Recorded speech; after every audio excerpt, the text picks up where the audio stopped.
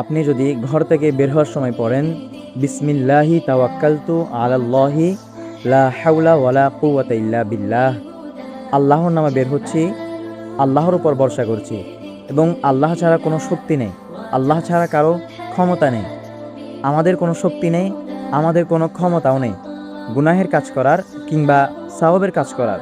তখন আল্লাহর পক্ষ থেকে আপনাকে বলা হবে, তুমি হেদায়েত প্রাপ্ত হয়েছ, রক্ষা পেয়েছ এবং নিরাপত্তা লাভ করেছ। তখন শয়তানরা আপনার থেকে দূরে চলে যাবে এবং অন্য শয়তান বলবে, তার কি করতে পারবে, তাকে পথ দেখানো হয়েছে, তাকে রক্ষা করা হয়েছে, তাকে নিরাপত্তা দান করা হয়েছে।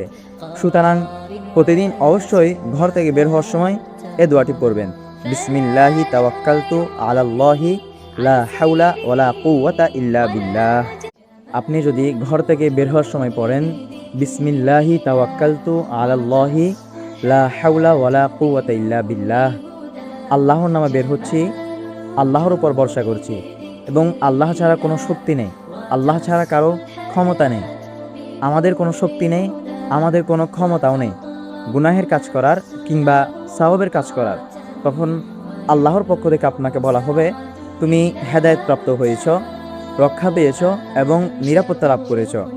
তখন শয়তানরা আপনার থেকে দূরে চলে যাবে এবং অন্য শয়তান বলবে, তার কি করতে পারবে, তাকে পথ দেখানো হয়েছে, তাকে রক্ষা করা হয়েছে, তাকে নিরাপত্তা দান করা হয়েছে। সুতরাং প্রতিদিন অবশ্যই ঘর থেকে বের হওয়ার সময় এ দোয়াটি পড়বেন, বিসমিল্লাহি তাওয়াক্কালতু আলাল্লাহি লা হাওলা ওয়ালা কুওয়াতা ইল্লা বিল্লাহ।